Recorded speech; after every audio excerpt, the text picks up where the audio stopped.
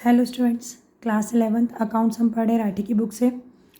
आज से हम चैप्टर नंबर 6 शुरू करने वाले हैं, special purpose books, subsidiary books. ठीक है, तो पहले हम थोड़ी सी थ्योरी पढ़ेंगे इसकी, उसके बाद प्रैक्टिकल क्वेश्चंस करेंगे। तो आप अच्छे से ध्यान से समझिएगा इसको। तो सब्सिडियरी बुक्स क्या होती हैं, तो सबसे पहले हम इसका मीनिंग देख लेते हैं। Meaning of subsidiary books: the set of books are maintain to record. Books का वो सेट जो क्यों मेंटेन किया जाता है, रिकॉर्ड करने के लिए। क्या रिकॉर्ड करने के लिए? Different types of business transaction. Business में होने वाले अलग अलग टाइप के जो ट्रांजेक्शन है उनको रिकॉर्ड करने के लिए जो सेट ऑफ बुक्स मेंटेन किया जाता है उन्हें क्या कहा जाता है? सब्सिडियरी बुक्स कहा जाता है। ठीक है, नॉर्मल इसकी मीनिंग क्या हो गया? The set of books are maintain to record different types of business transaction are called subsidiary books. मतलब कि वो सेट ऑफ बुक्स जो बिजनेस के अलग अलग टाइप के ट्रांजेक्शन को रिकॉर्ड करने के लिए रखा जाता है उन्हें हम क्या कहते हैं? सब्सिडियरी बुक्स कहते हैं। ठीक है, अब सब्सिडियरी बुक्स के बारे में थोड़ा सा और जानेंगे। सब्सिडियरी बुक्स जो होती है वो दो टाइप की होती है। सब्सिडियरी बुक्स तो बेटा ये दो टाइप की रहेगी। ठीक है, एक तो हो जाएगी हमारी कैश ट्रांजेक्शन के लिए, कैश ट्रांजेक्शन्स, और दूसरी हो जाएगी हमारी नॉन कैश ट्रांजेक्शन्स के लिए। नॉन कैश ट्रांजेक्शन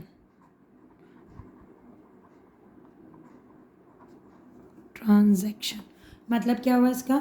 मतलब कि अगर हम नगद माल खरीदेंगे, बेचेंगे, या जो भी कैश पे ट्रांजेक्शन होगा जिसमें तुरंत पैसा दे दिया जाएगा तो वो क्या कहलाएगा? हमारा कैश ट्रांजेक्शन्स। और जहाँ पर उधार होगा, उधारी में माल बेचा खरीदा जाएगा या कोई भी ट्रांजेक्शन उधार किया जाएगा तो उसे क्या कहा जाएगा? Non cash transaction. अब इसमें भी अलग अलग टाइप की बुक्स होती है। जैसे अगर कैश ट्रांजेक्शन की बात करें तो इसमें 4 बुक्स बनेगी। एक होगी हमारी single column cash book, single column cash book. अब कैश बुक को हम सी भी लिख देंगे ना, सी भी मतलब कैश बुक। ठीक है, इसके बाद आ जाएगी हमारी, अच्छा, सिंगल कॉलम कैश बुक को सिंपल कॉलम कैश बुक भी कहा जाता है। फिर दूसरी आ जाएगी हमारी double column cash book, double column cash book. फिर तीसरी आ जाएगी हमारी ट्रिपल कॉलम कैश बुक, और लास्ट हो जाएगी हमारी पेटी कैश बुक।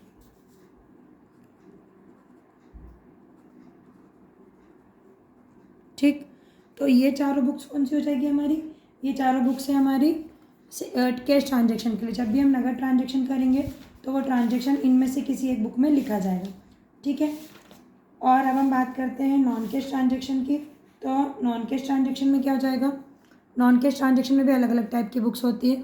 जैसे हमारी आ जाएगी परचेस, मतलब ये सारे उधार के लिए, सब उधार के लिए और ये सब नगद के लिए। ठीक है, तो नॉन कैश ट्रांजेक्शन में हमारी पहली बुक आ जाएगी परचेस बुक। मतलब जब भी माल उधार खरीदेंगे तो उसे कहाँ लिखा जाएगा? परचेस बुक में। ठीक है, दूसरी हमारी आ जाएगी परचेस रिटर्न बुक। अगर हमने खरीदा हुआ माल किसी भी रीज़न से वापस भेज दिया तो कौन सी बुक में आ जाएगा? परचेस रिटर्न बुक में। तीसरी आएगी हमारी सेल्स बुक।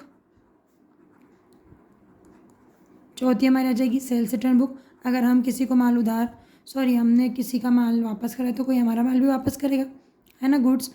तो सेल्स रिटर्न बुक्स। इसके बाद में हमारी पांचवी बुक आ जाती है, परचेस हो गया, परचेस रिटर्न हो गया, सेल्स हो गया, सेल्स रिटर्न हो गया। फिर आ जाती है हमारी बिल्स रिसीवेबल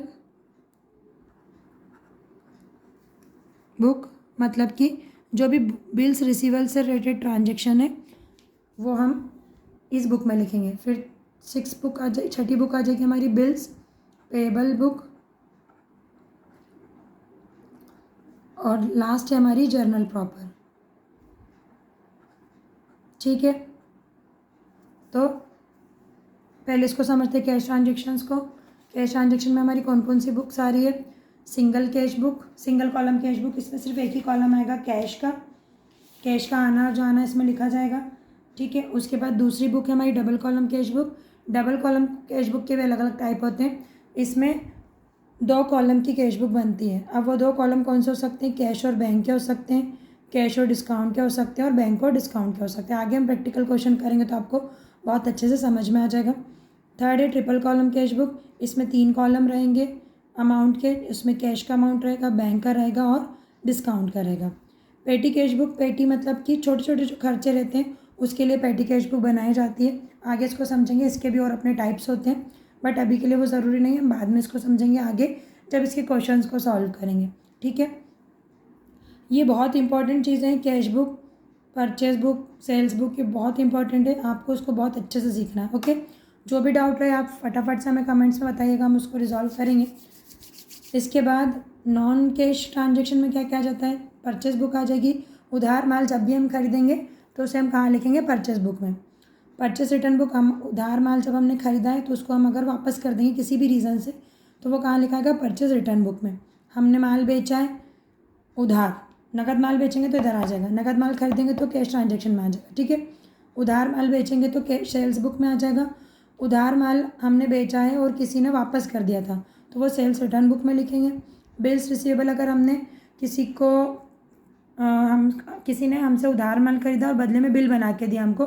बिल मतलब ये वो इनवॉइस वाला बिल नहीं है, ये आपने थ्योरी में पहले पढ़ा ही होगा, नहीं पढ़ा होगा तो हम आपको बता देते हैं। बिल्स रिसीवेबल वो होते हैं, उधार ट्रांजेक्शन ही होता है, लेकिन इसमें जो हमसे माल उधार ले रहा है वो हमें एक प्रॉमिजरी नोट देता, मतलब लिख कर दे देगा कि वो हमें कुछ महीने के बाद में या जो भी रिस्पेक्टिव टाइम है उसके बाद में पैसा वापस कर देगा, पैसा दे देगा। ठीक है, अब इसका फ़ायदा क्या रहता है? देखिए, अगर हमने उधार माल किसी को दिया है तो वो बाद में मना भी कर सकता है कि नहीं नहीं हमने तो कोई उधार माल नहीं खरीदा, तो हमारा नुकसान हो सकता है। ठीक है, लेकिन अगर बिल्स ट्रांजेक्शन्स हो रहे हैं, ये बिल्स रिसीवेबल हमने बनवा लिया है, तो क्या होगा? ये कोर्ट में भी परमिसेबल है। एज अ एविडेंस हम इसको कोर्ट में पेश कर सकते हैं कि ये किसी ने हमसे माल उधार लिया है और अब वो पैसा नहीं दे रहा है। दूसरी बात ये, अगर हमें बीच में पैसे की ज़रूरत पड़ जाती है, ठीक है, तो अब आप उसने तो जैसे मान लो किसी ने हमको बिल लिख के दे दिया कि वो 4 महीने के बाद पैसा दे देगा इसका, तो हम राज़ी थे, तभी ट्रांजेक्शन कंप्लीट हुआ। और लेकिन हमको बिज़नेस में तो कभी भी ज़रूरत पड़ सकती है पैसे की, तो अगर हमें बिज़नेस में पैसे की ज़रूरत पड़ गई है तब हम क्या करेंगे? ये जो बिल है इसको लेकर हम अपने बैंक चले जाएंगे, बैंक नॉमिनल सा चार्ज काट कर इसके ऊपर जो भी अमाउंट लिखा है वो हमें दे देगी। फिर जब अगला बंदा हमें पैसे दे देगा तो हम बैंक में इसको जमा करवा देंगे और बिल ले लेंगे, उसको कैंसिल करवा देंगे। ठीक है, तो बिल्स ट्रांजेक्शन के बहुत फ़ायदे होते हैं। तो ये बिल्स रिसीवेबल है। बिल्स रिसीवेबल का मतलब है कि किसी और ने हमको बिल लिख कर दिया, अब ये पैसा हमें रिसीव करना है, तो ये हमारी एसेट होती है। तो एक तरीके से उधार ट्रांजेक्शन ही है, तो वो बिल्स रिसीवेबल बुक में जाएंगे। बिल्स पेएबल क्या हो जाएंगे? हमने किसी को बिल लिख कर दिया है, ठीक है, उधार ट्रांजेक्शन है ये भी, तो ये बिल्स पेएबल बुक में चले जाएगा। इसके बाद में अगर कोई ऐसा ट्रांजेक्शन है जैसे चेक डिसऑनर्ड का ट्रांजेक्शन है तो वो इनमें से किसी भी बुक में नहीं आएगा। तो जो किसी का नहीं होता वो जनरल प्रॉपर का होता है। ठीक है, तो जो ट्रांजेक्शन किसी में भी नहीं आएगा, ना कैश में, ना नॉन ट्रांजेक्शन वाले ऊपर वाली किसी भी बुक में, तो वो जनरल प्रॉपर में हम लिख देंगे। ठीक है, अच्छा, आपके एनसीईआरटी के हिसाब से, सिलेबस के हिसाब से बिल्स रिसीवेबल और बिल्स पेएबल हमें नहीं पढ़ना है। हमारे लिए बस यही बुक है, ये 4 बुक और ये 5, उसके बाद में हमारी ये कैश बुक। ठीक है, तो आपको थ्योरी अच्छे से समझ में आ गई होगी। तो चलिए हम इसका पहला क्वेश्चन सॉल्व करते हैं कैश बुक का। ओके, पहला क्वेश्चन ये रहा। पहला क्वेश्चन हम इसका सॉल्व करेंगे। सिंपल कॉलम कैश बुक, हमने कहा ना इसको सिंपल कॉलम कैश बुक भी कहा जाता है। ठीक है, तो अभी हम इसको सॉल्व करते हैं, क्वेश्चन पढ़ लेते हैं पहले थोड़ा सा। ठीक है, तो क्वेश्चन है हमारा, enter the following transaction in the simple cash book of Messrs Ankur and Sons and balance sheet. हमें क्या करना है? ये जो ट्रांजेक्शन दिए हुए हैं इसको मेसर्स अंकुर एंड सन्स की बुक में लिखना है, कैश बुक बनानी है, सिंपल कॉलम कैश बुक बनानी है और उसको बैलेंस करना है। ठीक है, तो इसका फॉर्मेट आप देखिए, हम पढ़ते भी जाएंगे और सॉल्व भी करते जाएंगे। ठीक है, तो पहले हम इसका फॉर्मेट बना लेते हैं। फॉर्मेट है इसका, यहाँ पर हम लिखेंगे कैश बुक,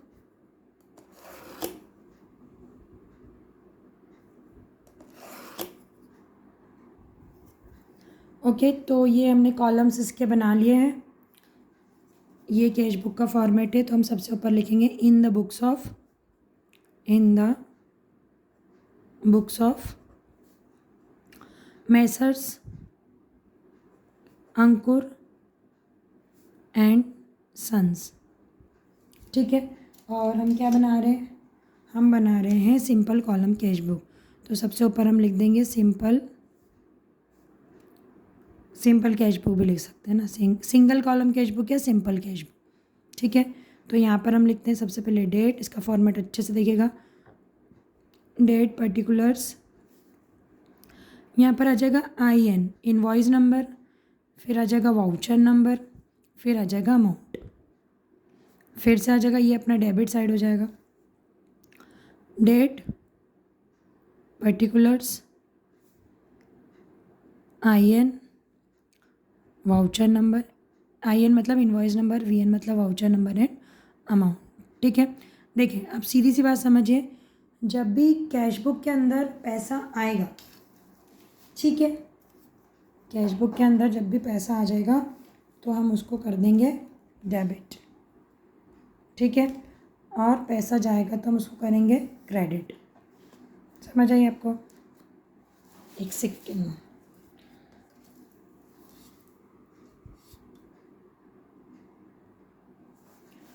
ओके, तो हम ट्रांजैक्शन पढ़ते हैं।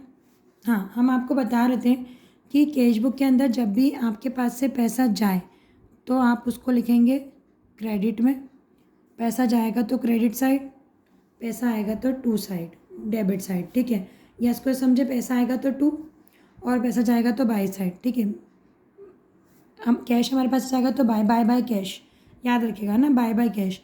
पैसा जाएगा तो बाई साइड लिखेंगे और पैसा आएगा तो टू साइड लिखेंगे ना, वेलकम टू, ऐसे करके ना। तो ऐसे याद रखिएगा, बस छोटी छोटी ट्रिक्स है ये। पैसा आएगा तो वेलकम मतलब टू साइड लिखेंगे, वेलकम टू, और पैसा जाएगा तो बाय लिखेंगे, बाय कैश। ठीक है, तो चलिए हम सॉल्व करते हैं क्वेश्चन को। पहला क्वेश्चन है हमारा 2016, लिख देते हैं हम दोनों तरफ 2016।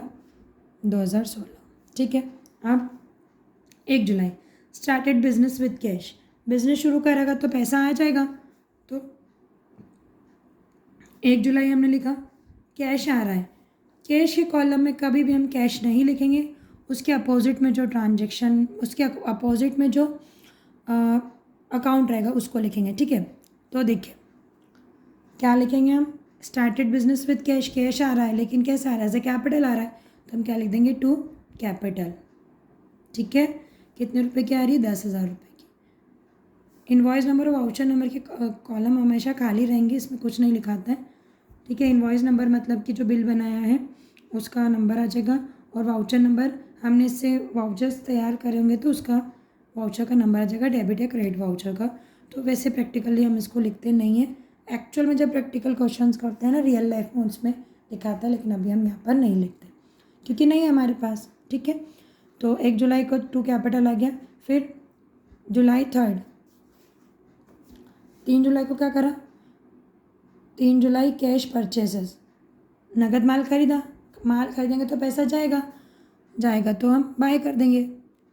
3 जुलाई काय में गया पैसा, परचेस करने में, यहाँ लिखते हैं क्या लिखेंगे, बाय परचेस।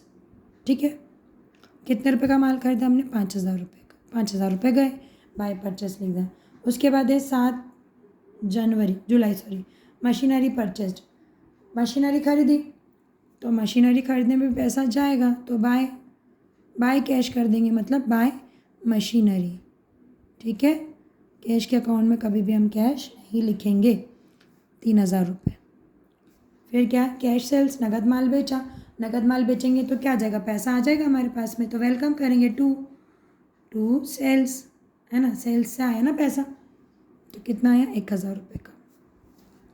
फिर क्या हुआ, 18 जुलाई गुड सोल्ड टू राम को माल बेचा है 18 जुलाई को। देखें राम का नाम लिखा हुआ है और यहाँ पर कोई भी कैश ट्रांजैक्शन नहीं दिख रहा कि कैश है, मतलब ये ट्रांजैक्शन कौन सा है, उधार ट्रांजैक्शन है, तो उधार है तो कहाँ चला जाएगा, सेल्स किया तो सेल्स बुक में, तो यहाँ पर हम इसको नहीं लिखेंगे। ओके, समझ में आया, क्योंकि ये उधार ट्रांजैक्शन है तो कैश बुक में कैसे आ सकता है, यहाँ पर ना तो पैसा आ रहा है ना तो जा रहा है, तो हम इसकी एंट्री तो नहीं कर सकते कैश बुक में, तो ये नहीं करेंगे। नेक्स्ट है 20 जुलाई 20 जुलाई को cash receive from Ram, Ram से हमें पैसा मिल गया तो इसकी एंट्री करेंगे। पैसा आ गया ना 20 जुलाई टू राम, किसने दिया हमको पैसा? राम ने। ठीक है, कितने दिए हैं राम ने हमको? 500 रुपये का मतलब 400 रुपये दे दिए। ठीक है, तो ये हमने 400 रुपये लिख दिए। इसके बाद में July 25 good sold to Mohan for cash, Mohan का नाम लिखा है लेकिन यहाँ पर कैश भी लिखा है, मतलब ये कैश ट्रांजेक्शन है ना। Good sold to Mohan for cash, नाम लिखा हुआ है मोहन का लेकिन कैश भी लिखा है साथ में, मतलब ये कैश ट्रांजेक्शन है। ठीक है, तो हमारे पास उसको किसको, मोहन को माल बेचा ना तो पैसा तो आ रहा है। तो 25 जुलाई तो हम मोहन नहीं लिखेंगे, हम क्या लिखेंगे? डायरेक्ट कैश सेल्स ही लिखेंगे, टू सेल्स, मोहन को बेचा है ना। गुड सोल्ड टू मोहन, कितने रुपए आ रहे हैं हमारे पास? 750 रुपये, तो ये लिख देंगे अपन। फिर आ गया पेड सैलरी, सैलरी दी 31 जुलाई को, पैसा तो गया है ना। सैलरी में क्या दिया हुआ? कैश दिया हुआ, तो बाय सैलरी। ठीक है, कितने रुपए दे दी? 300 रुपये। ये कौन से ज़माने में रहते हैं, इनके अमाउंट बहुत ही कम रहता है। 300 रुपये सैलरी में कौन काम करता है? चलो ठीक है, अभी हम जोड़ लेते हैं इसको। अब हम पहले क्रेडिट साइड प्लस कर देंगे, 5000 और 3000, 8000, 8300 इधर का जोड़ते हैं। 10 और 1 11, 11 और इसको चलो 11 अलग रखते हैं, 7 और 4 11 हो गए, तो 1000 ले लेते हैं, तो 11 1 12, 12150। ठीक है, ये 12150 है, ऊपर अपन करते हैं इसको कैलकुलेट। कितना आया हमारा डेबिट साइड का? 12150 रुपये। और इधर कितना जोड़ा था हमने? 5 और 3 8 और 3 8300 रुपये, तो 8300 रुपये हम लिख देते। चलिए माइनस करते हैं, 0 का 0, 5 में से 0 गया तो 5, 11, 1 में से 3 नहीं जाएगा तो 11 में से 3 गया तो 8, यहाँ पे फिर 1 में से 8 नहीं जाएगा तो 10 उधार ले ले, 11 में से 8 गए तो 3 और यहाँ पे कुछ नहीं बचा, मतलब 3850 रुपये। आप समझिए हमारा डेबिट वाला साइड वाला ज़्यादा, मतलब हमको ज़्यादा पैसा रिसीव हुआ है और हमने खर्चा कम करा है, मतलब क्या हुआ? ये पैसा हमारे पास बच गया। तो ये हम 31 जुलाई को बैलेंसिंग कर देंगे, हम लिखेंगे बाय बैलेंस CD। CD का मतलब होता है कैरिड डाउन, कैरिड डाउन का मतलब ये होता है कि ये आने वाले मंथ में कैरी फॉरवर्ड कर दिया जाएगा, कैरिड डाउन कर दिया जाएगा। तो कितने रुपए? 3850 रुपये। ठीक है, अब ये दोनों तरफ की टोटल बराबर हो गई। कितना आया था हमारा? 12150 रुपये। तो दोनों तरफ हमने बराबर कर दिए। अब देखें हमारे पास ये पैसा कितना बचा, पहले कितना था, मतलब हमने खर्च कितने करे? 8300, हमारे पास पैसे कितने आए थे? 12150, उसमें से खर्च हुए 8300, मतलब हमारे पास में कितना बच गया? 3850 रुपये। तो ये नेक्स्ट मंथ में, मतलब कि जुलाई के बाद क्या जाता है? अगस्त, 1 अगस्त को ये बैलेंस ट्रांसफ़र हो जाएगा, तो ये क्या आ जाएगा? To balance BD। कितना है ये? 3850 रुपये, तो इसको हम लिख देंगे 3850 रुपये बैलेंस BD हुआ। BD का मतलब होता है ब्रॉड डाउन, ब्रिंग होता है ना, ब्रिंग मतलब लाना, ठीक है, और ब्रॉड उसकी सेकंड फॉर्म होती है ना ब्रॉड, तो ब्रिंग मतलब लाना और ब्रॉड मतलब लाया हुआ। तो ये लाया हुआ पैसा कब से? पिछले महीने से। ये बच गया ना, हमारे पास भी एक्स्ट्रा पैसे बचेंगे तो हम उनको फेंक थोड़ी देंगे, जोड़ के ही रखते हैं ना। ठीक है, तो ऐसा ही इसमें भी होता है, कैश बुक के अंदर पिछले महीने से जो पैसा बच गया है वो नेक्स्ट मंथ में कैरी फॉरवर्ड हो जाता है, CD हो जाता है, कैरिड डाउन हो जाता है। उसको लिखते क्या है हम इस तरफ, महीने की पहली तारीख को टू बैलेंस BD करके 3850 रुपये हमने लिख दिए। तो ये हमारा फर्स्ट क्वेश्चन हो गया है। कैश बुक बहुत इंपॉर्टेंट होगी, 11th में बहुत अच्छे से सीखना चाहिए आपको। आगे जब आप कॉलेजेस में जाएंगे और 12th में भी कैश बुक का काम आता है आपको, कैश बुक बनाने का, तो आप अच्छे से सीखेगा। आपको अगर वीडियो अच्छी लगी हो, अच्छे समझ में आया हो, तो कमेंट्स में यस लिख दीजिएगा, वीडियो को लाइक और चैनल को सब्सक्राइब कीजिएगा। आपके जो भी डाउट्स हैं हमें कमेंट्स में बताइएगा, हम उसको रिप्लाई करते हैं। मिलते हैं नेक्स्ट वीडियो में। Thank you so much.